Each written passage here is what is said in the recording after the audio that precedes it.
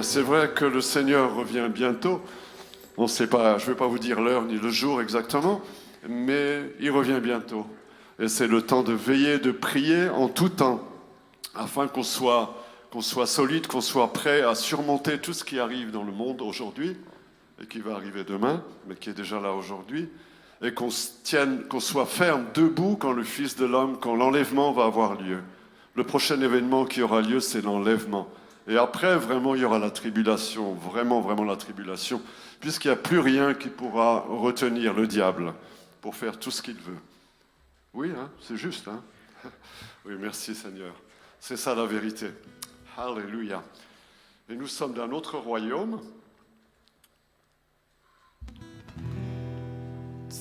Notre roi des rois, c'est Jésus. Vous êtes d'accord avec moi? C'est Jésus. Alléluia. On va déclarer que Jésus est notre Seigneur.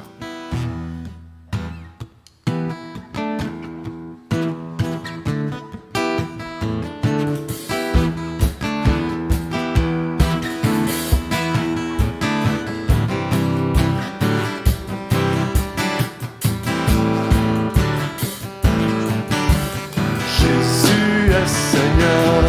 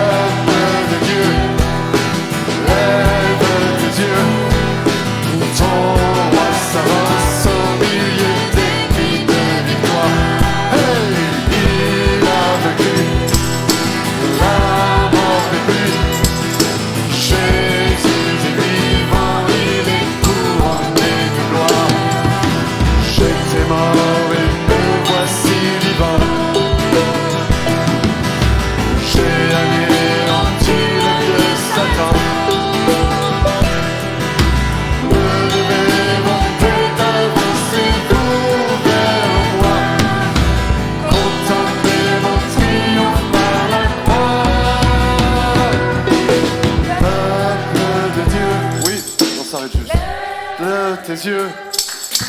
Ton roi s'avance au milieu des cris de victoire. Hey! Il a vaincu, la mort n'est plus. Jésus est vivant, il est couronné de gloire. J'entends pas bien le cri de victoire, je l'entends pas très bien. Hey! On va refaire un moment. Quand on dit un cri de victoire, on fait hey! On peut lever les mains même si vous voulez. Hein.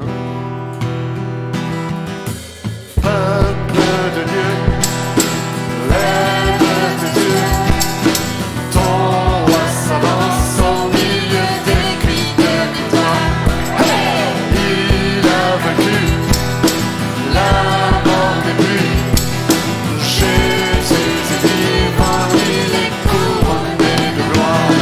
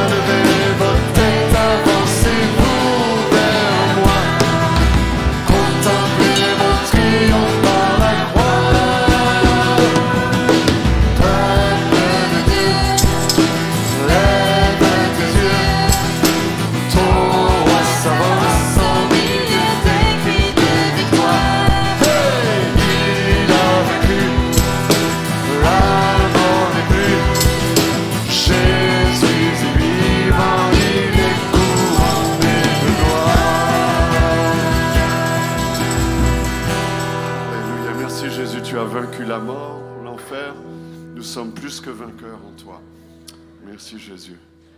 Alléluia. Gloire à toi Jésus.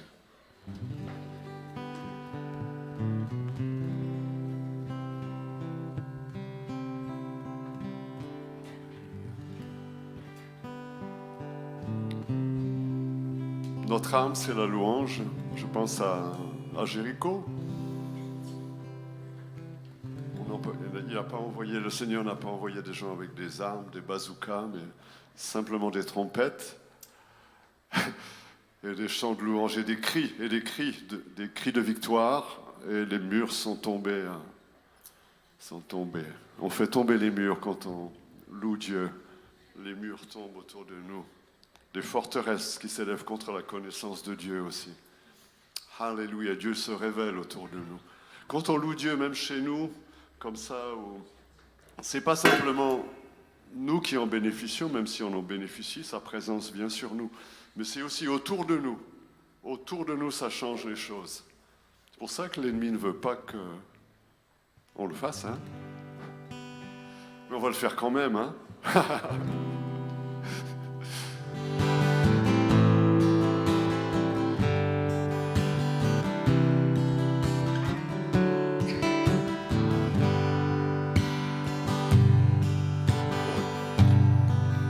Au-dessus des puissances, au-dessus des rois, au-dessus de la nature et de la création, au-dessus de tout, les plans des hommes sages, bien avant le monde tu existais.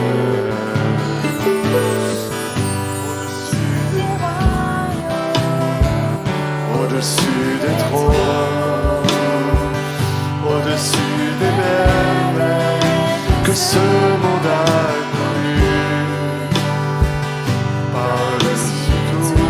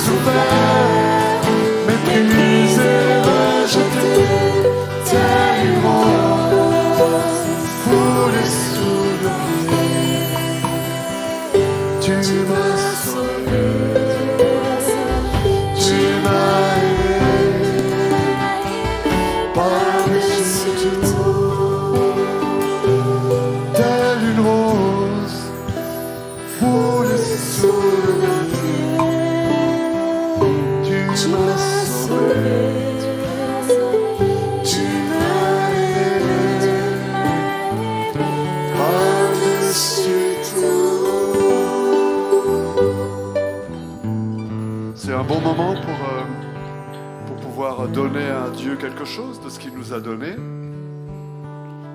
de le remercier ça fait partie de l'adoration, d'amener des offrandes.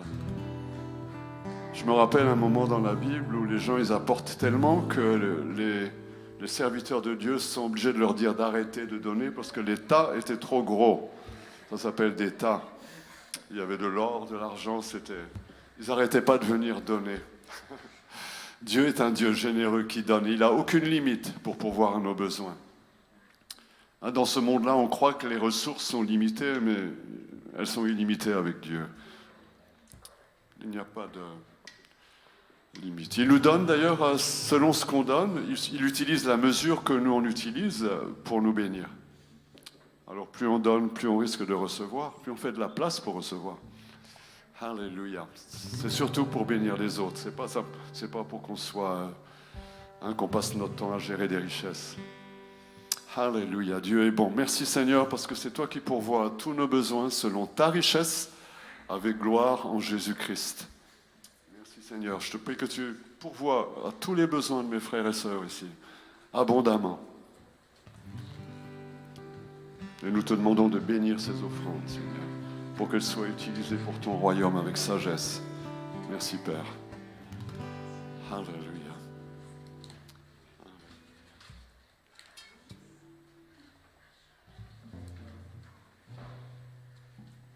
Jésus a tout donné. Hein?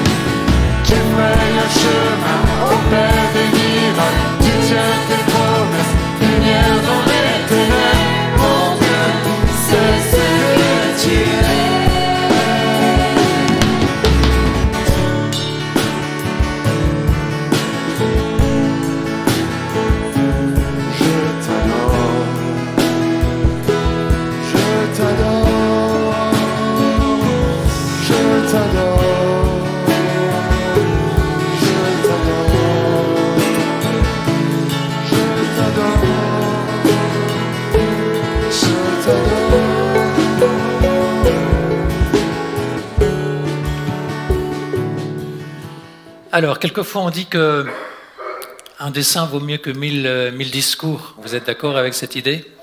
On dit ça parfois et je suis assez d'accord parce qu'on retient assez bien les dessins, les schémas.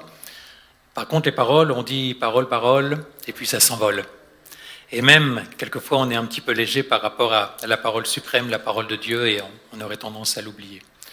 Et je repensais à Mickey qui nous avait fait des schémas sur les pierres d'angle, vous vous rappelez, il y a quelques semaines, pour ceux qui étaient là. Et ben moi, ça m'avait bien plu, ce schéma, et on comprend désormais. Et c'est vrai que pour se mettre dans la pensée, en particulier de l'époque de Jésus, on a besoin d'être dans le contexte, mais on a besoin aussi de comprendre comment les gens non seulement bâtissaient, mais vivaient, quelles étaient leurs coutumes, qu'est-ce qu'ils mangeaient, qu'est-ce qu'ils récoltaient, enfin, etc. Et donc les illustrations sont souvent les bienvenues. Et vous savez que Jésus lui-même parlait en parabole. Il ne faisait pas des grands discours comme nous, on a quelquefois tendance à décortiquer la parole de Dieu en 1000 morceaux. Et Jésus utilisait les paraboles, alors c'était pas une image sur un bout de papier, mais c'était une image quand même qui nous faisait penser à l'essentiel et surtout qui nous faisait retenir. Alors j'ai envie de vous parler ce matin de cadre de référence. Qu'est-ce que c'est un cadre de référence? Un cadre de référence, c'est tout ce que vous mettez, et c'est rigoureusement personnel, un cadre de référence. Chacun a son propre cadre de référence. Un cadre de référence, c'est tout ce que vous mettez concernant vos conceptions, vos idées, vos manières de penser, vos réactions, vos impressions sur tous les sujets que vous pouvez imaginer. Sur la vie, sur l'existence, sur, bien entendu, en tant que croyant, en tant que chrétien, sur Dieu, sur sa parole. Autrement dit, c'est votre vision des choses. On va dire que c'est une fenêtre que vous ouvrez. Et vous savez, comme toutes les fenêtres, il y a des petites fenêtres et puis il y a des grandes fenêtres. Il y en a qui s'ouvrent un petit peu, il y en a qui s'ouvrent bien davantage. Et chacun de nous a donc ce cadre de référence à l'intérieur duquel on voit la vie, on voit les choses, on voit les gens, on voit l'existence et on se représente. On se représente en fonction de ce qu'on a reçu comme éducation, en fonction des choix que nous avons faits, en fonction des expériences diverses avec les personnes qui toutes ont une influence sur nous, en fonction de nos lectures, pourquoi pas, en fonction de tout ce qui peut, d'une manière ou d'une autre, nous toucher et nous influencer. Voilà ce qu'est un cadre de référence. Alors, vous savez aussi que la parole de Dieu dit que quand il n'y a pas de vision, que se passe-t-il? Le peuple périt. Parce que sans vision, eh bien, c'est un petit peu comme si nous avions un cadre de référence, mais tout petit, étriqué, resserré. Et donc, on est incapable, je dirais, de pousser les choses. Et notre manière de voir, c'est comme si on avait une vision non pas périphérique, qui peut regarder sur les côtés. Je sais qu'il y a même des animaux qui sont capables de regarder derrière eux. Mais si on était capable uniquement de focaliser les choses sur imaginez un tout petit écran, et ça serait notre cadre de référence. On va voir qu'on a tous besoin d'élargir notre cadre de référence. Et que la pensée de Dieu, c'est que notre cadre de référence initial, eh bien, s'élargisse de plus en plus. Alors, le cadre initial, justement, je vais essayer de vous le représenter au travers d'un cercle. J'ai pas de compas, mais on va dire que ça le fait à peu près. Ça va? Bon, j'ai triché parce que il y a une trace écrite. J'ai fait au crayon papier juste avant. Je suis démasqué. Bon, non, mais quand même, c'est pas si mal. Hein? Alors, voilà, ça c'est notre cadre de référence, je dirais, en tant que chrétien nouveau-né, en tant qu'enfant de Dieu. Le voilà. On a commencé, et puis, que s'est-il passé? La chute, le péché, qui nous a entraînés, évidemment, tout en bas. Mais, gloire à Dieu. Voilà ce qui s'est passé ensuite. Il y a eu tout le plan du salut que nous avons accepté, et qui finalement a été opérant dans chacune de nos vies. Ce qui fait que, alors que nous étions nés pécheurs, nous sommes maintenant dans une situation, une position qui désormais est différente. Et aux yeux de Dieu, nous sommes rachetés et nous sommes devenus enfants de Dieu. Et c'est donc ce qu'on pourrait appeler le premier cadre, c'est le cadre du salut personnel. Il commence avec la chute, le péché, et puis il se termine avec la vie éternelle, avec le salut en Jésus. Je dirais que ce qui limite ce cadre, c'est qu'il commence avec l'homme et il se termine avec l'homme. Donc c'est un petit peu resserré, c'est un petit peu étriqué. Et on va voir s'il n'y a pas moyen justement d'élargir les choses et de faire de ce premier cadre, même si c'est un cercle en l'occurrence, mais on va voir que ça va ressembler après à des cadres, est-ce qu'il n'y a pas moyen d'élargir et de ne pas rester limité à ce premier aspect, en tout cas, qu'on a sous les yeux. On connaît tous Jean 3,16. C'est le verset préféré de tous les croyants, de tous les chrétiens, et c'est au moins un verset que tous les croyants et les chrétiens connaissent par cœur. Je ne sais pas si on a besoin d'en connaître 10, 20 ou 50 par cœur, mais en tout cas, Jean 3,16, on le connaît tous. Donc on va dire que Jean 3,16, c'est un petit peu ce que, au travers de cette illustration, on peut représenter sur cette feuille. Dieu a tant aimé le monde qu'il a donné son Fils unique, afin que quiconque croit en lui ne périsse point, mais qu'il ait la vie éternelle. Ce cadre est essentiel, il est nécessaire, mais il est aussi insuffisant. Enfin, j'espère que votre objectif en tant que croyant qui aimait Jésus, j'espère que votre objectif, c'est de ne pas rester à ce cadre. Ce qu'on constate malheureusement dans notre christianisme actuel, et je dis bien y compris évangélique, c'est que beaucoup de chrétiens évangéliques nés de nouveau ont du mal à sortir de ce cadre et restent à l'intérieur donc de ce que vous avez là sous les yeux. Jean 3,16. Alors, pour d'autres personnes, le cadre peut s'élargir, heureusement. Et on va donc tracer quelque chose de plus grand, je dirais plutôt plus large. Et encore une fois, ça c'est le cadre, non pas de Dieu lui-même, mais c'est le cadre que nous, en tant que personnes, nous avons, ou nous pouvons avoir. Donc ici, on va appeler ça, celui-ci, c'est le cadre du royaume, un cadre beaucoup plus important. Et à partir du mois de septembre, octobre, on va axer un certain nombre de prédications sur le royaume de Dieu. Vous savez que Jésus parle énormément du royaume. Curieusement, Jésus ne parle pas tellement du salut. Ou s'il en parle, il en parle, mais au travers du prisme du royaume. Et donc, on va imaginer, on va représenter le royaume dans ce deuxième cadre. Souvent, on voit dans le cadre du royaume, on pourrait dire que c'est déjà un élargissement, mais je dirais un royaume uniquement temporel. C'est un petit peu celui que les disciples, finalement, imaginaient en voulant faire de Jésus un roi, mais un roi terrestre. Et toute la difficulté pour Jésus, ça va être de leur faire comprendre que mon royaume, que dit Jésus, n'est pas de ce monde. Mon royaume n'est pas de ce monde. Ça veut dire que si vous imaginez uniquement un royaume terrestre, vous êtes dans l'erreur. Ça ne veut pas dire que c'est forcément tout négatif, mais l'ambition, le dessein, le projet de Dieu, c'est d'avoir un royaume bien plus large. Un royaume, ça se caractérise d'abord par un roi. Et ce roi, c'est Jésus. Et donc, un roi qui a l'autorité, un roi qui donne des principes de vie, un roi qui est une personne qui appelle des sujets à le suivre.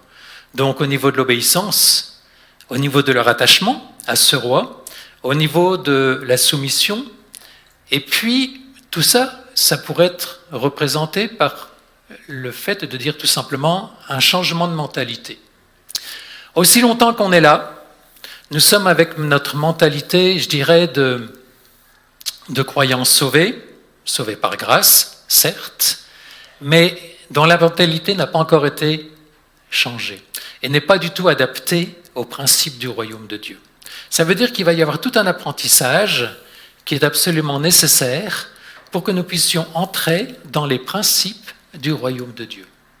Et Jésus en parle par exemple dans les Béatitudes, dans le Sermon sur la montagne, et Jésus va essayer en quelque sorte d'élargir notre cadre de référence pour ne pas simplement se limiter à une vision purement de salut, d'enfant de Dieu, mais nous faire entrer progressivement dans une vision qu'on pourrait appeler de fils et de fille de Dieu.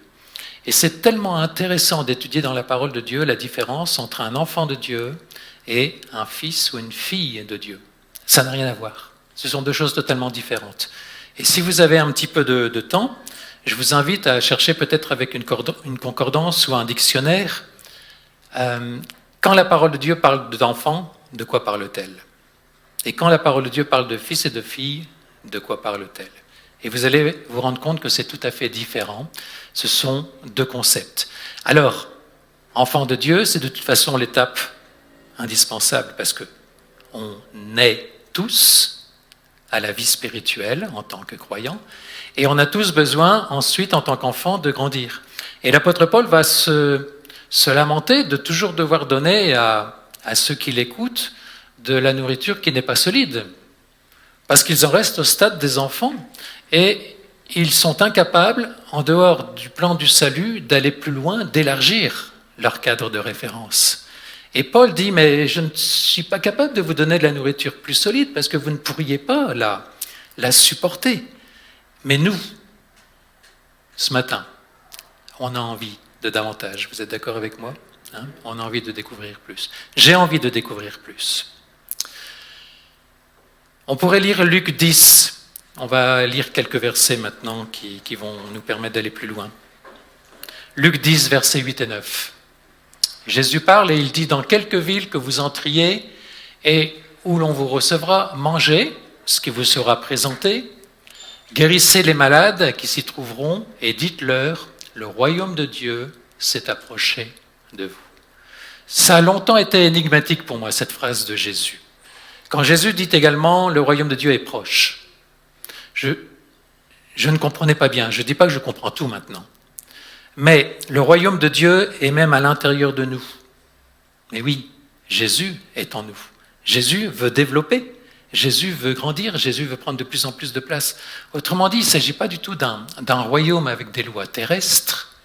Mais il faut comprendre qu'à l'époque de Jésus, un royaume avait une signification particulière. Et on lui donnait obéissance, on lui donnait soumission, et on le suivait, ce roi. Donc Jésus veut vraiment devenir notre roi dans tous les aspects de notre vie. Je dirais c'est l'étape qui suit celle du fait d'être devenu enfant de Dieu. L'accent, il n'est plus mis sur le pécheur, comme on fait trop souvent. Vous savez, on dit pécheur sauvé par grâce. Et on se lamente et on pêche et on repêche et on dit oui, mais je suis un pécheur sauvé par grâce.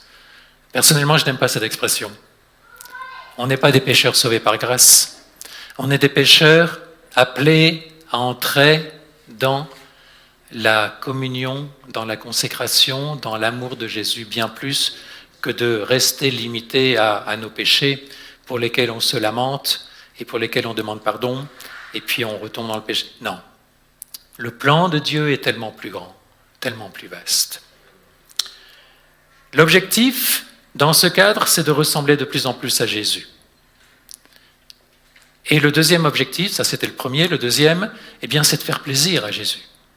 Parce que nous pouvons faire plaisir à Jésus, aussi incroyable que cela puisse paraître, par nos vies, par nos engagements, par notre consécration, par le fait que nous allons vraiment le laisser régner.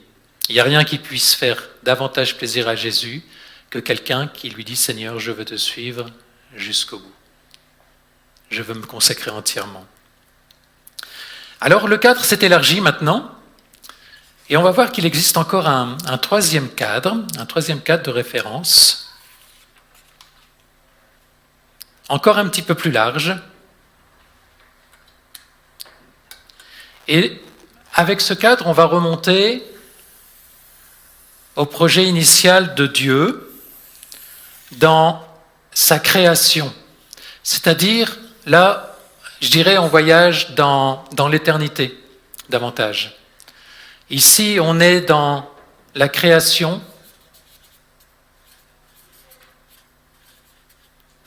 Et puis ici, à l'autre extrémité, on est dans la nouvelle création.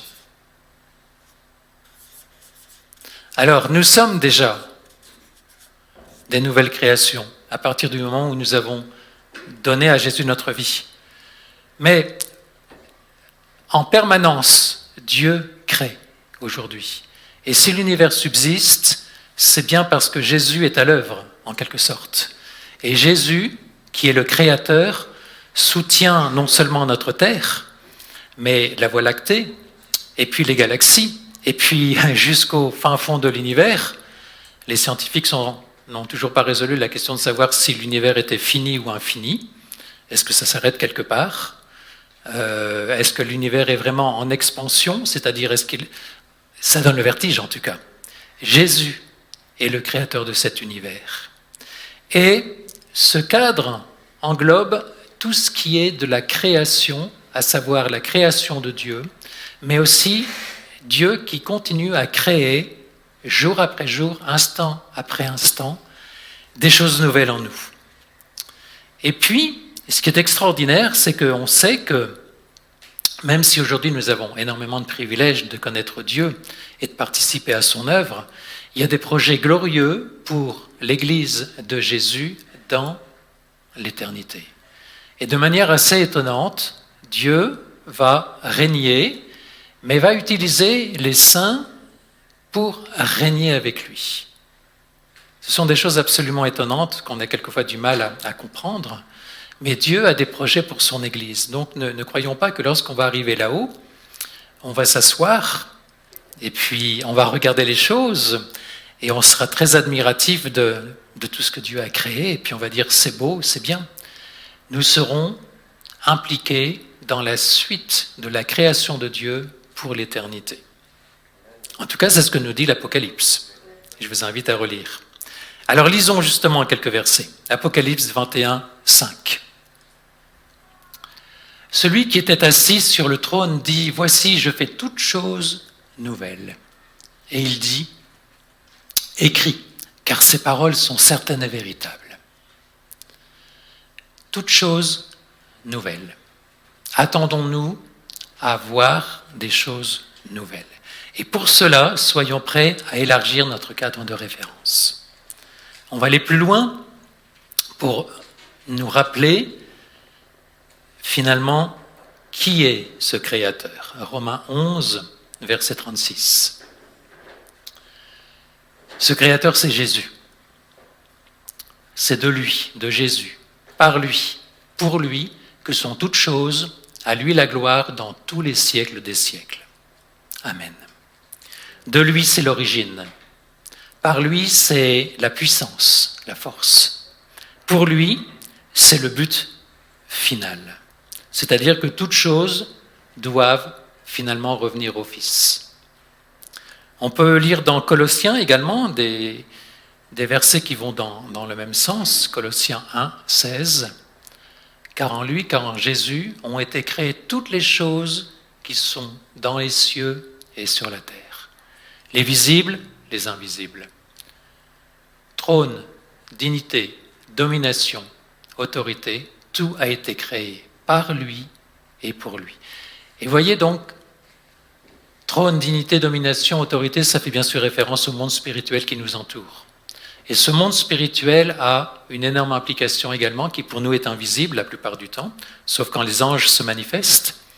Mais ce que je veux dire, c'est que l'Église, par rapport à ce monde invisible, ce monde des anges, ce monde extraordinaire qui existe aussi, eh bien l'Église aura aussi un rôle et finalement des tâches à accomplir.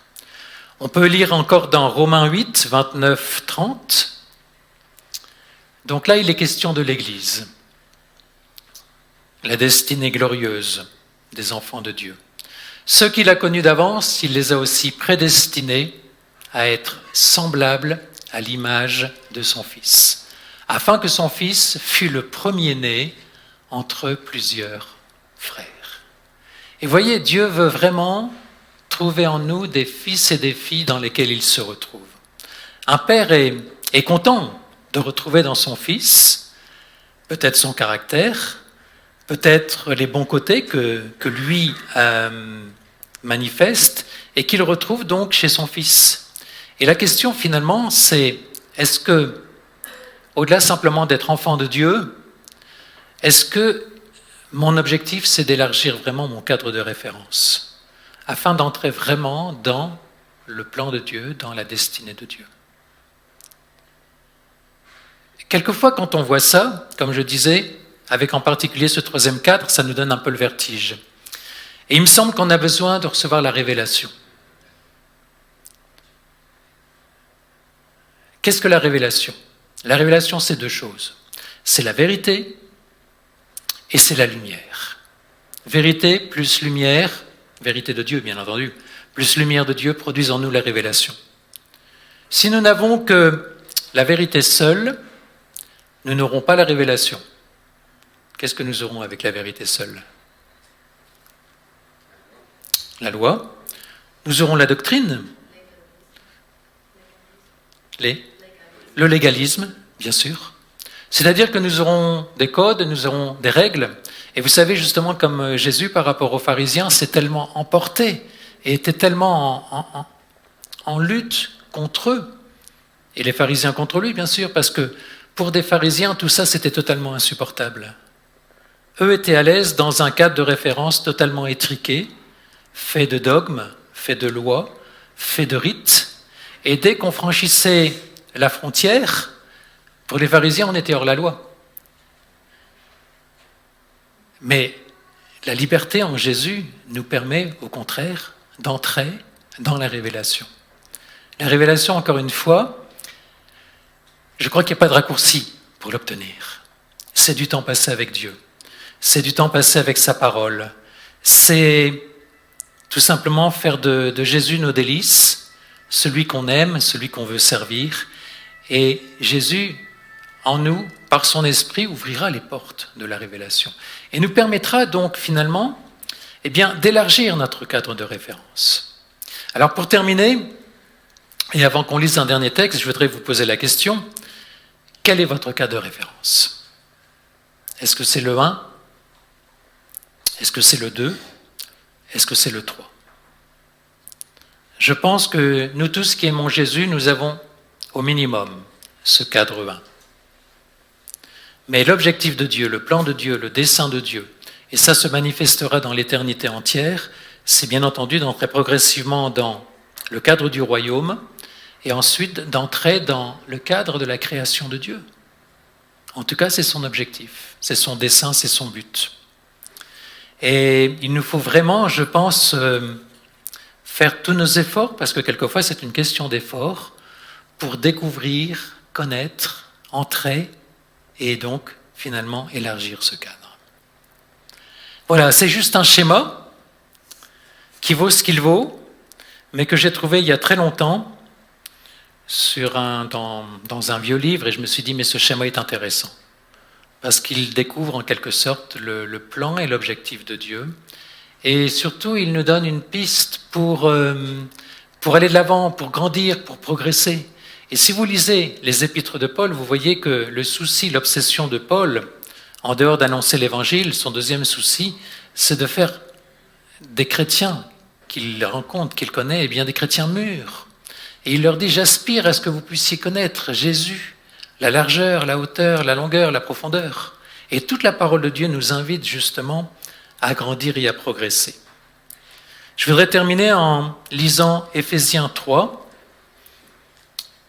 Éphésiens, c'est le livre qui nous parle beaucoup de l'Église et des desseins de Dieu pour l'Église. Éphésiens 3, à partir du verset 3. Et Paul parle justement de révélation.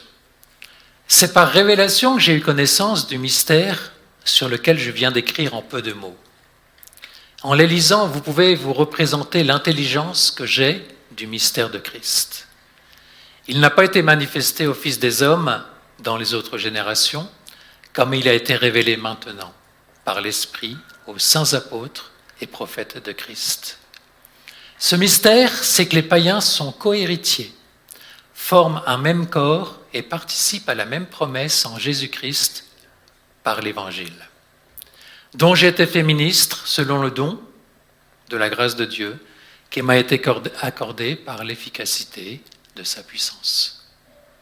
À moi, qui suis le moindre de tous les saints, cette grâce a été accordée d'annoncer aux païens les richesses incompréhensibles de Christ et de mettre en lumière quelle est la dispensation du mystère caché de tout temps en Dieu qui a créé toutes choses, afin que les dominations, les autorités dans les lieux célestes connaissent aujourd'hui par l'Église la sagesse infiniment variée de Dieu, selon le dessein éternel qu'il a mis à exécution par Jésus-Christ notre Seigneur, en qui nous avons par la foi en lui la liberté de nous approcher de Dieu avec confiance. Vous voyez, quand Paul parle, il y a de la profondeur. Vous serez d'accord avec moi, hein, pour dire qu'on pourrait étudier ces versets, on pourrait y passer du temps. On pourrait demander à Dieu, mais Seigneur, révèle-moi ce que toi-même tu as révélé à l'apôtre Paul, parce que j'ai envie de connaître, j'ai envie de découvrir davantage. Alors, c'est pas pour le plaisir de la connaissance, bien sûr, c'est pas pour s'enorgueillir, avoir une grosse tête, évidemment, mais c'est parce qu'en faisant cela, on entre dans les plans de Dieu, on entre dans le dessein de Dieu, et surtout, on lui fait plaisir. On entre dans ce qu'il a prévu. Et Dieu a un plan glorieux, alors je ne vais pas dire pour ses enfants, mais pour ses fils. Alors d'abord ses enfants, mais qui deviennent fils au fur et à mesure qu'ils grandissent et qu'ils progressent.